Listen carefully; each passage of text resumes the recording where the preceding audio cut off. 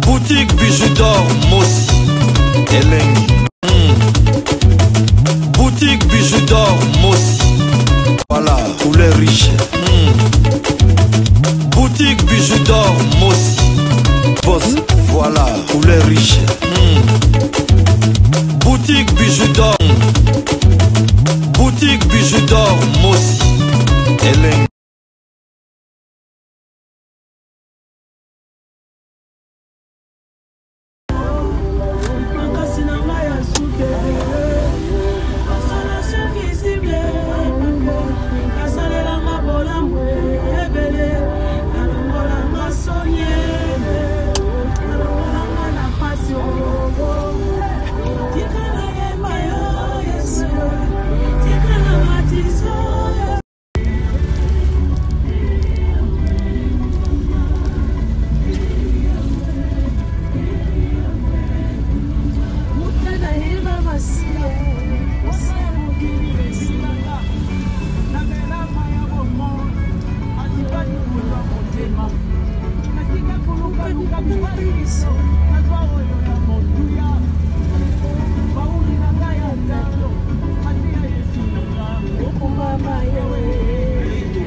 Alors que nous sommes devant le tribunal, s'il y avait une autorisation de juge, vous auriez brandi un élément de preuve.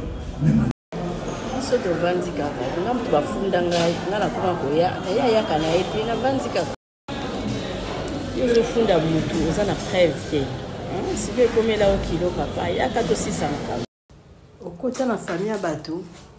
obanda koteka ba mampango lelo mukolo ba mampango wana ekosila nayebi te so babelwane si nayebi te so kozala nani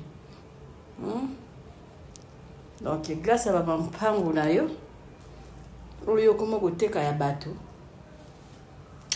okoma omimona neti yo danger wapi isha bauta bapoto bilo kitoko ezawa awa tozana yonso tosepelaka na matonge kotala mama bijou tosepelaka mama bijou ata na baide ya malamu tosala makambo ya kitoko bato minene bazoya bapaya banini nyonso tu eza nango biso bakuna bazalaka te toza kimia waka nde bozomona eza epa mwa ya poto tika detika mama bijou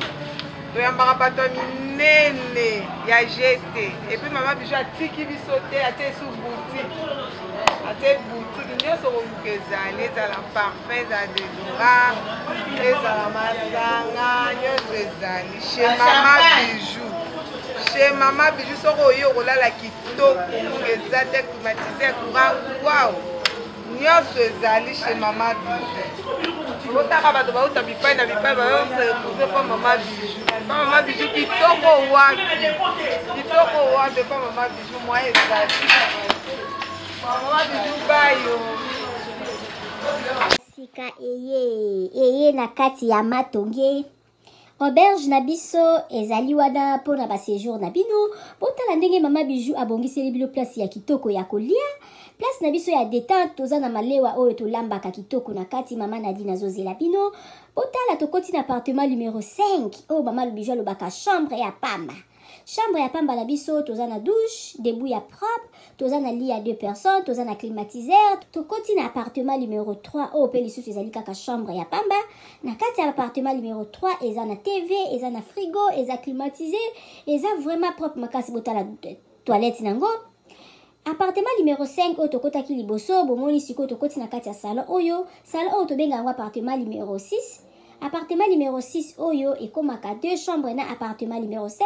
botala cuisine na biso ndenge eza kitoko toza na ba chambre salon cuisine toza na chambre salon cuisine toza na 2 chambres salon cuisine toza pe na ba chambre simple botala place tobongisi mpona koya kosala mwa repo bapaya koya kovanda botala appartement na biso ndenge eza kitoko appartement numéro 1 oyo tokoti na kati ezali appartement moko donc eza na rez-de-chaussée eza na $40 par jour soko koya kowumela mama bijou alobi lobi kobanga te mama bijou asololaka na ye kitoko botala appartement na biso ndenge eza kitoko botali toza na salle à manger botali bakiti na biso ndenge ezali propre botali cuisine na biso ndenge eza kitoko ndako na biso eza kitoko sécurité eza assurée mama bijou alobi benga ngai okozala jamais d'ici botala ndenge mama bijou abongiseli bino appartement na biso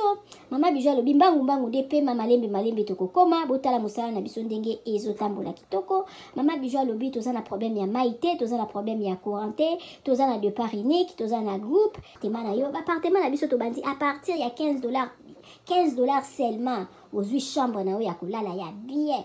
soki mpe okoya kowumela koleka ba 3 mois chambre wana ya $15 tozorango kaka na $10 balobi ya boye bozwi wapi soki kaka epa na biso na matonge na irebu A37 te mama bijou alobi solution eza epa na biso aboye nanu ezala te tosaleli bino boutique na kati ya auberge mama bijou alobi asali boutique na ye na kati ya auberge okoki kozala na posa ya komela vin okozwa vin na kati obosalaki mwa deodorant na yo na poto okomona deodorant na yo na kati ya auberge na biso mama bijou alobi obosanaki kado kobanga na yo te mama bijou azweli bino solution na kati ya auberge na biso oyo eza na matonge na irebu A37 botala ba ombia botala ba savon ya ombia ya mbuma ya ombia ya mai botala mama bijou atie ba maquillage na tie ba anti-age mama bijou alobi kobongisa loposo eza place mosusu te kaka na matonge na irebu A37 olingi osombela mutu mwa montre ya kopesa mutu kado okozwa na kati ya auberge na biso na boutique na biso oyo eza na matonge na irebu A37 mama bijou alobi biso nde makambo tala toza na ba maquillage toza na ba dentifrice okoki kobosana dentifrice na poto okozwa epa na biso tozali na ba papier mouchoir oyo ya original euti en direct na Allemagne botala toza même na ba bande hygiénique mama bijou alobi boutique na biso nde makambo boutique na biso eza na matonge na irebu A37 okoki kobosana na yo chargeur na yo na poto kobanga na yo te mama bijou atie tina ba chargeur mpona kocharge telefone mama bijou akanisi bino na nyonso toza na ba coton-tige toza na nyonso okoki kobosana eloko na poto kobanga te kaka place okolala place okosomba biloko epa na biso totekaka pirate te botala biloko na biso ndenge eza kitoko oza na posa kosala mutu kado yo oza na wana poto contacte mama bijou na numéro wana